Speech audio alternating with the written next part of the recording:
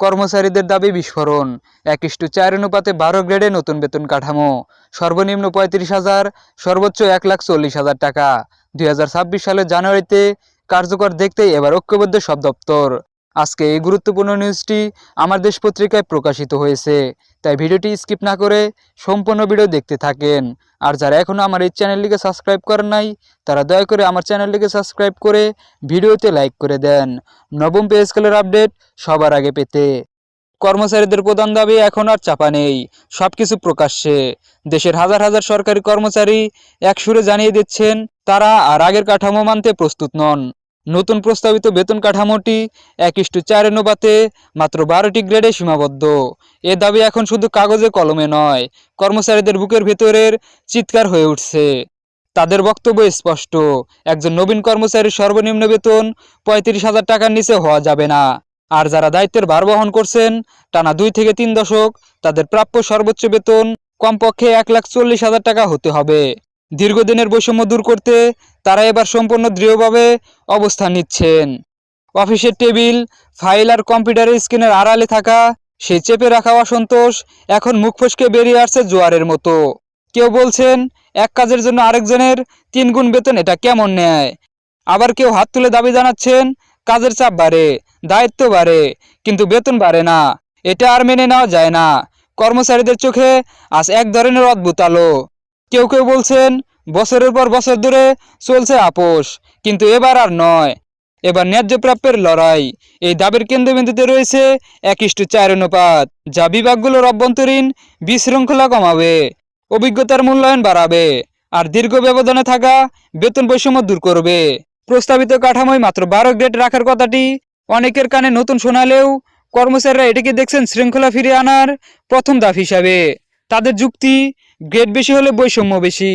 একই প্রতিষ্ঠানে একই ধরনের কাজ করেও দুইজন দুই রকম সুবিধা পান, এটা সমতা নয়। এবার তারা এমন একটি কাঠামো চান যেখানে নতুন নিয়োগপ্রাপ্ত থেকে শুরু করে চূড়ান্ত পর্যায়ের কর্মকর্তা সবার জন্য থাকবে নির্দিষ্ট, স্পষ্ট ও ন্যায্য অগ্রগতির পথ। এই কাঠামো বাস্তবায়ন হলে একজন কর্মচারী পদোন্নতি আর ভাগ্যের উপর নির্ভর করবে না, হবে নীতিমালার উপর। অনেক কর্মচারী দীর্ঘদিন ধরে স্থবিরতার মধ্যে ছিলেন, পদোন্নতি নেই, গ্রেড পরিবর্তন নেই, বেতন বাড়া তো দূরের কথা। অফিস থেকে বের হয়ে বাড়ি পৌঁছানোর পর সন্তানদের চোখের দিকে তাকিয়ে বলতে পারতেন না আগামী মাসে ভালো হবে। কিন্তু এবার তারা বলছেন আমাদের বেতন কাঠামো যদি শক্তিশালী হয় আমরা নিজেদের ও পরিবারের ভবিষ্যৎ নিয়ে নিশ্চিন্তে থাকতে পারবো। বেতন কাঠামোর সর্বনিম্ন 35,000 টাকা নির্ধারণের দাবি নিয়ে ব্যস্ত আলোচনা শুরু হয়েছে দেশের সব দপ্তরেই। যাদের মাস শেষে টিকে থাকা কঠিন হয়ে উঠছে তারা বলছেন আজকাল বাজারে ঢুকলেই মনে হয় বেতন আর টেকে না। এই দাবি শুধু প্রযোজ্য নয়, এটা বাঁচার দাবি।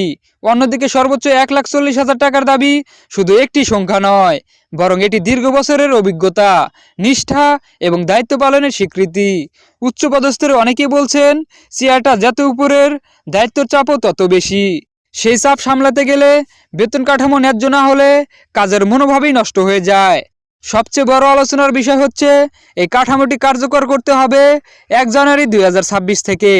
কর্মচারীরা স্পষ্টভাবে বলছেন অপেক্ষা নয়, বিলম্ব নয়, নতুন বছরের প্রথম দিনটিতেই আমরা বাস্তবায়ন চাই।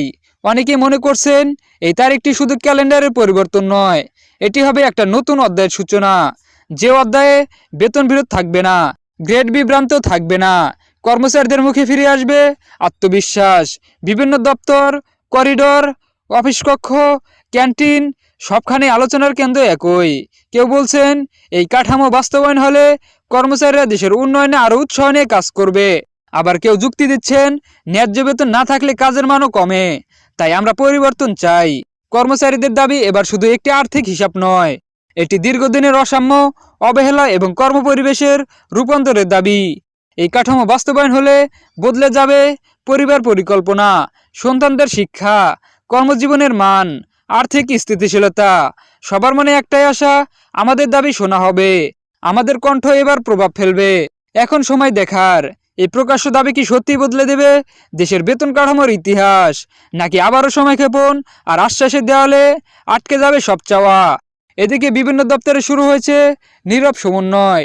কেউ সরাসরি প্রতিবাদে যাচ্ছে না, আবার কেউ উচ্চস্বরে কথা বলছে না, কিন্তু ভিতরে ভিতরে সবাই একই সুরে ঐক্যবদ্ধ হচ্ছে। একজন কর্মচারী সহকর্মীকে বলেন, আমরা কেউ একা কিছু করতে পারবো না, কিন্তু আমরা সবাই একসাথে যদি কথা বলি তাহলে পরিবর্তন আসবেই। এই একটাই বাক্য এখন মনের ভেতর ঝড় তুলছে হাজারো মানুষের। কর্মচারীদের আরেকটি বড় দাবি হলো এই কাঠামোর সাথে বাড়তি ভাতা ও সুবিধা পুনর্গঠন করতে হবে। যাতায়াত ভাতা, বাসা ভাড়া, চিকিৎসা সুবিধা সবকিছু যেন বাস্তবতার সাথে সামঞ্জস্যপূর্ণ হয়। এ দাবি এখন প্রতিটি অফিসের আলোচনার মূল কেন্দ্র। বহু কর্মচারী মনে করেন শুধু মূল বেতন বাড়লে হবে না, বাজার দরের সাথে সামঞ্জস্য রেখে ভাতা না বাড়ালে জীবন যদি আবার আগের জায়গায় ফিরে যাবে। কেউ বলছেন ডাক্তারের কাছে গেলেই খরচ চলে যায়, চিকিৎসা ভাতা এমন পর্যায়ে নিতে হবে যাতে সত্যিকারের উপকার পাওয়া যায়।